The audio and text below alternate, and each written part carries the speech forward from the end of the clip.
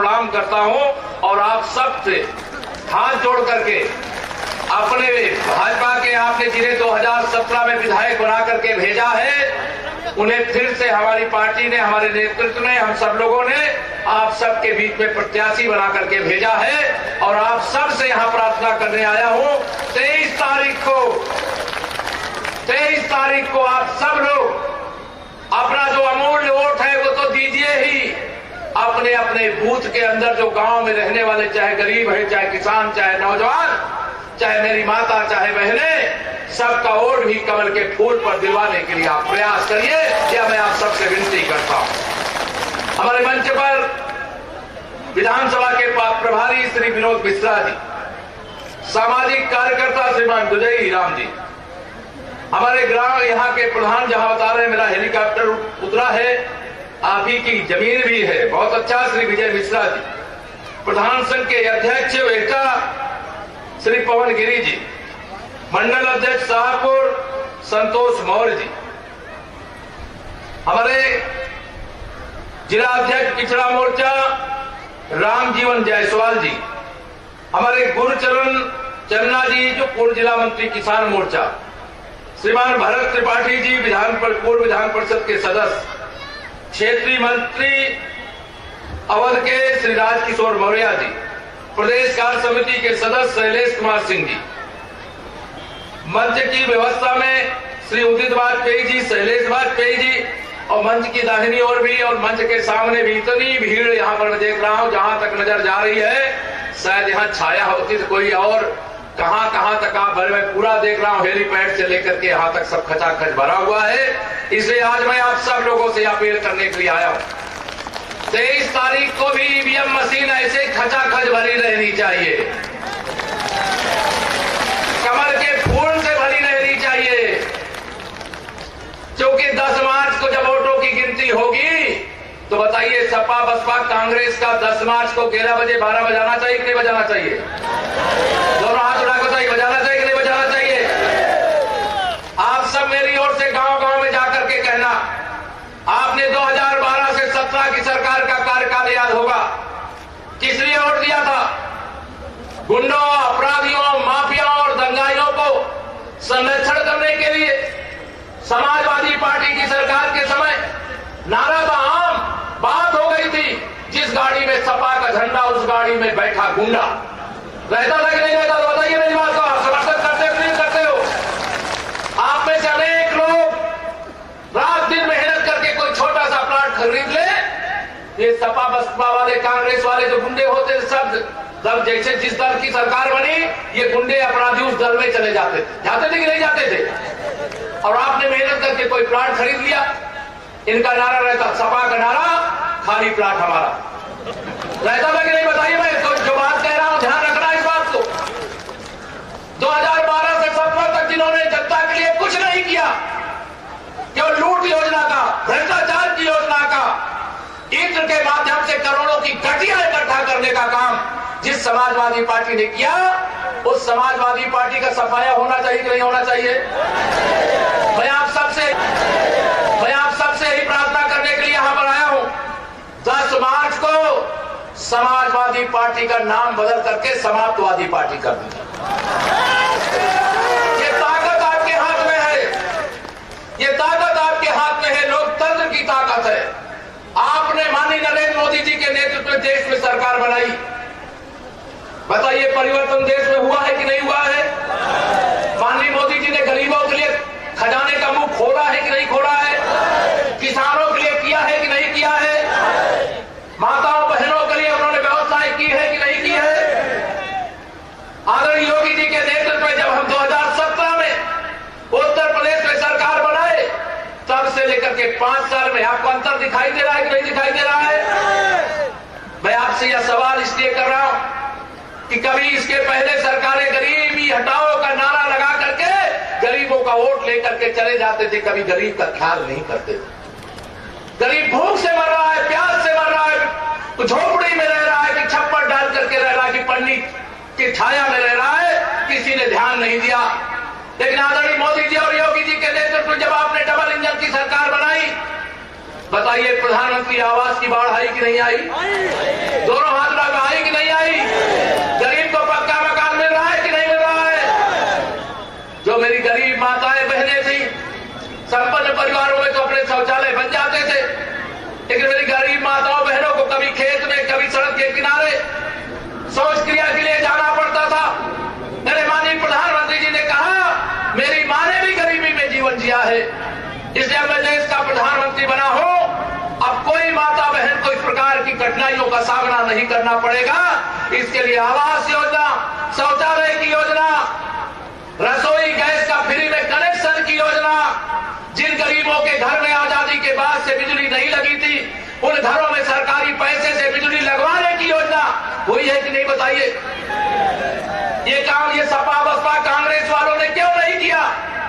इसलिए नहीं किया कि गरीब अगर गरीब रहेगा तो मजबूरी में हाथ जोड़े उनके सामने लोग खड़े रहे, वोट देते रहे, वो सरकार में बैठ करके अपनी तिजोरियां भरते रहे और गरीब को उसके असहाय अवस्था में छोड़ दे, या इनकी प्लानिंग रहती थी।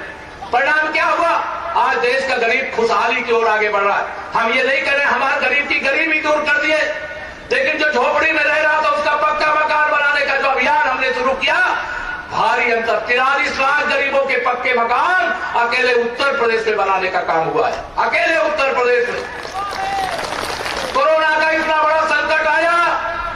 आप बताइए कोरोना के संकट काल में जब बहुत से लोग ऐसे रोज मजदूरी करते थे, कमा के लाते थे, तब उनके घर में चूल्हा जलता था, तब उनके घर में भोजन बनता था। अगर मजदूरी भी नहीं कर सकते, छोटे मोटे व्यापार करने वाले व्यापार भी नहीं कर सकते, तो बताइए वो कैसे उनका पेट भरता?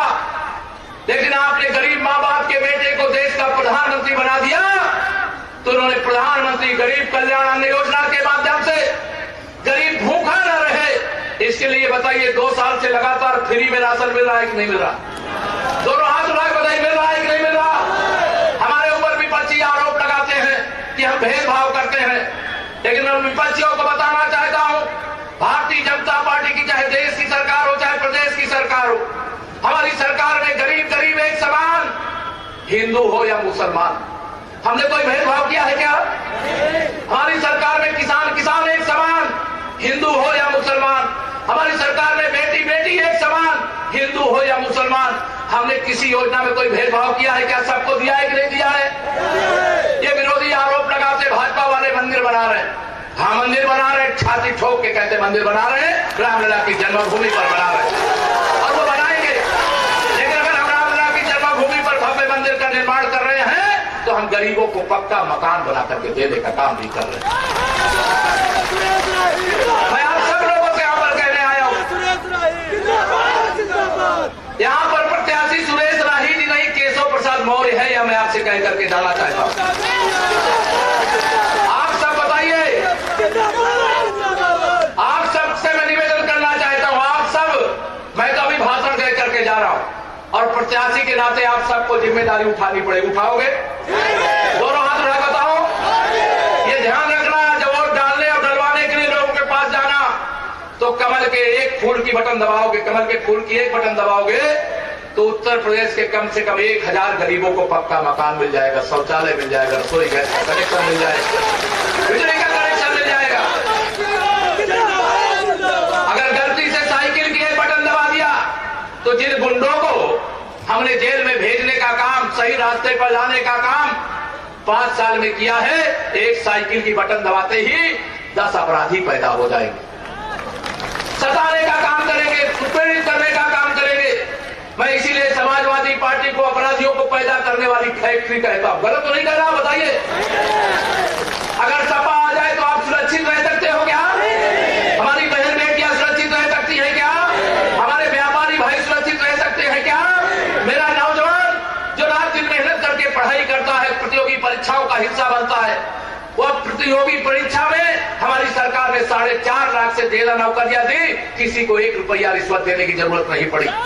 लेकिन समाजवादी पार्टी की, बहुजन समाज पार्टी की सरकार के समय बिना रिश्वत दिए किसी को नौकरी मिली थी क्या? भाजपा ईमानदारी के पद पर उत्तर प्रदेश को आगे बढ़ा रही है और विकास के पद पर भी आगे बढ़ा रही है। विकास की चर्चा सुरेश राही जी जब करते हैं, मैं आपके विधायक जी की प्रशंसा करता हूं आपके मंच से, इसलिए प्रशंसा करता हूं कि इन्होंने सदैव क्षेत्र की चिंता की, जो मुझसे मांगा है और सरकार का खजाना पूरा खोल करके रखने का काम किया गया है।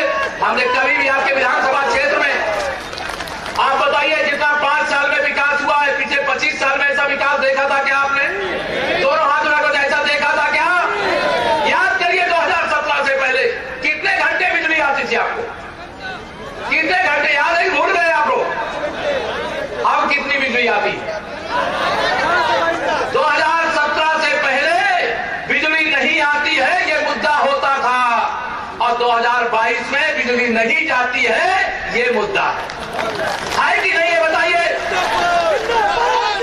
मैं आप सब लोगों से यहाँ पर इसीलिए निवेदन करना चाहता हूँ कि 2 मार्च जो आपको 23 तारीख को मतदान करना है, ये 23 तारीख को ये ध्यान रखना, ये केवल एक विधायक बनाने का चुनाव नहीं है। उत्तर प्रदेश में केवल भाजपा की सरकार बनाने का चुनाव नहीं है। यह चुनाव आने वाली 10 पीढ़ियों को सुरक्षित रखने का चुनाव है। यह चुनाव उत्तर प्रदेश को देश में नंबर 1 बनाने का चुनाव है। यह चुनाव डबल इंजन की सरकार की मास्टर चाबी उत्तर प्रदेश के हाथ में हो, चाहे दिल्ली के खजाने से कोई योजना लाना हो और चाहे लखनऊ के खजाने से कोई योजना लाना हो, उसमें कोई बाधा न रह जाए। यह इस बात का चुनाव है। इसलिए मैं आप सब लोगों से यहाँ पर आज अपील करने के लिए आया हूँ। लंबी बात नहीं करूंगा, चुनाव के लिए वक्त कम बचा, तो कम वक्त है। उसे गांव गांव में जाकर के अपने बूथ को विधानसभा समझिए, और अपने विधानसभा क्षेत्र में कमल के फूल खिलाने के लिए आप 24 घंटे 48 घंटे पसीना बहाओगे। आप ध्यान रखना, आने वाली कितनी पीढ़ियां आपको आशीष देंगी आपको अंदाजा नहीं। वैसे मैं बता रहा हूं, 3 चरण के चुनाव हो गए, आप सब तक भी खबर आ गई होगी। 3 चरण के चुनाव में 2 चरण में कई साइकिल उनकी उड़ करके पहुंच गई थी, लेकिन तीसरे चरण से वो बंगाल की खाड़ी की ओर उड़ करके जा रही, कोई पता नहीं चल रहा है। ये सपा बसपा कांग्रेस आतंकवादियों के मुकदमे वापस लेने वाले, उनका संरक्षण करने वाले, उनका पोषण करने वाले, और श्री अखिलेश यादव जी का तो जैसे मानसिक संतुलन बिगड़ गया है। वो पुलिस वालों को भी किस भाषा का मंच से प्रयोग करते हैं जो स्तरहीन शब्द है, उसका मैं प्रयोग भी नहीं कर सकता, कड़ी आलोचना करता हूं। जो मुख्यमंत्री उत्तर प्रदेश के रहे, 6 महीने से केवल चुनाव जब से आए तभी से कहीं कहीं दिखाई दे रहे, उसके पहले कहीं दिखे क्या? केवल आराम तलबी से देश की सेवा, प्रदेश की सेवा, गरीब की सेवा नहीं होती। इसलिए अखिलेश यादव जी, उसके लिए दिन रात पसीना बहाना पड़ता है, और दिन रात पसीना बहाने की सामर्थ तुम्हें नहीं है।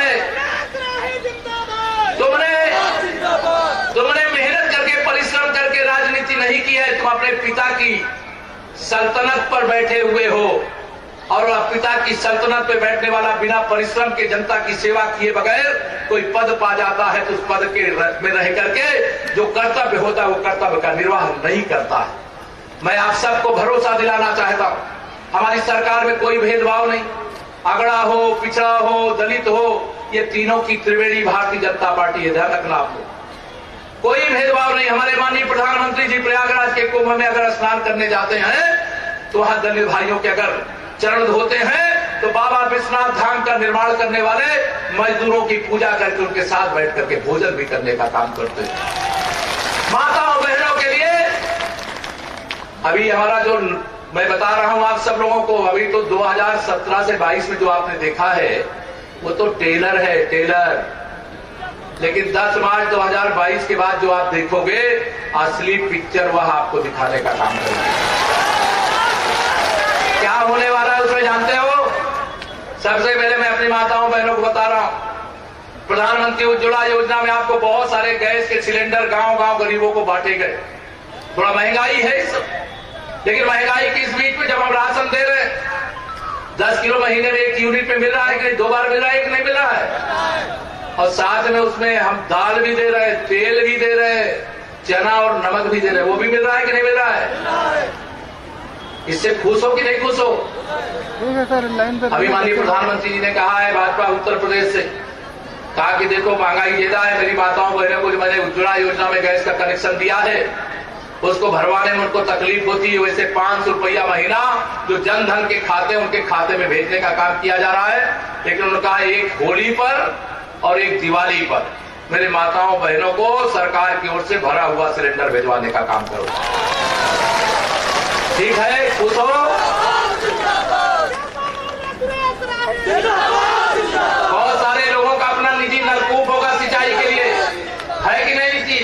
नलकूप है किसी के पास सिंचाई के लिए? नहीं है क्या किसी के पास? जिनके पास सिंचाई का नलकूप है अभी उनको बिजली का बिल देना पड़ता है, लेकिन 10 मार्च के बाद जब दूसरी पारी शुरू होगी तो सिंचाई के लिए लगे हुए नलकूप का बिल अब किसानों को नहीं देना पड़ेगा, वो अभी सरकार अदा करने का काम करेगी। जो मेरे बुजुर्ग हैं जिनको वृद्धावस्था पेंशन मिलती है, जो मेरे दिव्यांग भाई बहन है जिनको दिव्यांग पेंशन मिलती है, जो मेरी विधवा माताएं बहनें जिनको विधवा पेंशन मिलती, सपा सरकार के समय 300 रुपया महीना मिलती थी, हमारी सरकार ने उसे 1000 रुपया महीना बढ़ा करके किया है, लेकिन 10 मार्च के बाद वो 1000 रुपया 500 और जोड़ करके 1500 रुपया महीना पेंशन देने का काम किया जाएगा। और जिनकी पेंशन नहीं बनी है गांव-गांव में कैंप लगा करके उसे पहुंचाने का काम किया जाएगा। बेटियों के विवाह के लिए पहले 51,000 खर्चा होता था, लेकिन 10 मार्च के बाद अब एक बिटिया रानी की शादी के लिए चाहे मुख्यमंत्री सामूहिक विवाह योजना के माध्यम से, चाहे बेटी के विवाह के आवेदन के माध्यम से, अब एक बेटी की शादी में 1 लाख रुपया खर्च करने का काम किया जाएगा। और ये ध्यान रखना, ये पैसा कोई हम नोट अलग से नहीं छाप रहे हैं। हम जो भ्रष्टाचार करते थे माननीय प्रधानमंत्री जी ने रोक दिया। उन्होंने कहा न खाऊंगा न खाने दूंगा, और जिसने खाया है उसको भी निकाल करके गरीबों किसानों के चरणों में डाल दूंगा। बताइए किसान भाइयों, आपको एक साल में 2-2 हजार की 3 किस्त के माध्यम से 6,000 मिलता है कि नहीं मिलता है? जोर से बताओ, मिलता है कि नहीं मिलता है? ये सब विरोधी जितने सरकार में जब थे कभी आपको 1 रुपया भी भेजते थे क्या आपके खाते में? इनका नारा रहता था कि अगर 100 रुपया दो तो पहले 85 अपने खाते में रखो। करते थे कि नहीं करते थे? तमाम बुजुर्ग होंगे, मेरे पत्रकार मित्र होंगे, उस समय की सरकार ये कहती थी 1 रुपया में से 85 पैसा एक तरफ चला जाता है, यानी उनके बेईमानों के पास चला जाता है, और 15 पैसा केवल जरूरतमंद गरीबों के पास जाता था। लेकिन भाजपा की सरकार में माननीय प्रधानमंत्री जी दिल्ली से एक बटन दबाते हैं, मेरे किसानों के खाते में सीधा 2-2 हजार रुपया की किस्त पहुंच रही है। पहुंचती है कि नहीं पहुंचती है? अभी बहुत सारी काम बाकी हैं, वह सारा काम हम आगे करेंगे, लेकिन आप सब लोगों से यह निवेदन करके जा रहा हूं कि अगर भारतीय जनता पार्टी ने सबके लिए काम किया है तो सबका आशीर्वाद हमें मिलना चाहिए। मिलना चाहिए कि नहीं मिलना चाहिए? 2014 के लोकसभा चुनाव से लेकर के 17 के विधानसभा चुनाव को लेकर के और 2019 में तो सपा बसपा सांपनाथ नागनाथ नेवलानाथ सब मिलकर के मोदी जी को हटाना चाहते थे, लेकिन गरीबों के दिल में मोदी जी बसे थे, कमल का फूल बसा था, भाजपा बसी थी, आपने कमल खिला दिया। चाहे जैसे भी आओ, लेकिन हम तुमको हराएंगे, विरोधियों को आपने बता दिया। इसलिए आप सबसे ही निवेदन करता हूं, कई लोग ऐसे होंगे आके समझाएंगे कुछ बातें, लेकिन आप सब समझते हो ना कि आपका भला कैसे होने वाला, भला कौन करने वाला है। इसे भाजपा का कमल खिलाइए। भारतीय जनता पार्टी का कमल का फूल विकास की गारंटी है, सुरक्षा की गारंटी है, रोजगार की गारंटी है, बिजली की गारंटी है, किसानों के सम्मान निधि की गारंटी है, बेटियों के विवाह की शिक्षा दीक्षा और सुरक्षा की गारंटी है। और यह भी ध्यान रखना, कोई भी काम करने के लिए पैसा चाहिए, लक्ष्मी जी चाहिए, चाहिए कि नहीं चाहिए? और लक्ष्मी जी साइकिल में बैठ के आती है क्या? हाथी में बैठ के आती है क्या? हाथ के पंजे में बैठ के आती है क्या? वो कमल के फूल पर बैठ करके आती है। इसे कमल का फूल खिलाइए। और मैं आपसे सुरेश राही जी के लिए आपका वोट मांगते हुए आप सबसे कह करके जा रहा हूं, वोट के रूप में मैं कर्ज लेकर के जाऊंगा। क्या लेने आया हूं मैं मालूम है आपको? वोट के रूप में मैं कर्ज लेने आया हूं, और विकास करके सुरेश जी के माध्यम से जो जो खबर पहुंचाते रहेंगे, ब्याज के साथ उसे चुकता करने का काम करूंगा। बड़ी संख्या में मेरे यहाँ मेरे सब परिवार के लोग भी आए, मुझे बताया गया, उनसे भी निवेदन करता हूं, आप सबने मेरा सर ऊंचा करने का काम किया है और मैंने भी आपका सर ऊंचा रखने का काम किया है। 2022 के चुनाव में जरा मेरा सर और ऊंचा करने का काम, इसकी जिम्मेदारी मैं आप सबके हाथ में सौंप करके जा रहा हूं। आप सबसे ही निवेदन करके सपा बसपा कांग्रेस को पूरा यूपी रिजेक्ट कर रहा है। श्री अखिलेश यादव जी कहते थे 400 सीट जीत रहे। बताओ मुझे, कोई सीतापुर में खाता खुल रहा है क्या? जोर से बताओ, खुल रहा है क्या? बसपा वालों खाता खुल रहा है क्या? 9 की 9 सीटों पर भारतीय जनता पार्टी के प्रत्याशी इस बार जीत रहे हैं और मैं आप सबसे अपने सभी प्रत्याशियों के लिए सभी सीटों पे जो है नाम लेने का समय नहीं है, लेकिन मैं आपने जो भारतीय जनता पार्टी के गठबंधन के जितने भी प्रत्याशी यहां खड़े हैं उन सबको आपका भारतीय जनता पार्टी के कमल के फूल पर और सहयोगी दल के गठबंधन के चुनाव निशान पर अपना आशीर्वाद देकर के वोट देकर के भारी अंतर से विजयी बना के भेजने का काम करिए। पिछली बार आपने लगभग 49,000 से जिताया, कितने जिताया था पिछली बार? पिछली बार आपने 45,000 वोटों से जिताया था। कितने से? 45,000 वोटों से। तो मैं अगर कहूंगा आपसे कि इस बार आपको 90,000 से जिताना है तो जिताओगे? दोनों हाथ उठा के बताइए। तो जितना विकास हुआ है 5 साल में, आने वाले 5 साल में आपको मैं वादा करके जा रहा हूं, इतना ही नहीं इससे 4 गुना अधिक विकास करके देने का काम करेंगे, या भरोसा दिला करके कर्ज आप दे दीजिए वोट के रूप में, विकास के माध्यम से ब्याज के साथ चुकता करने का काम मैं करूंगा।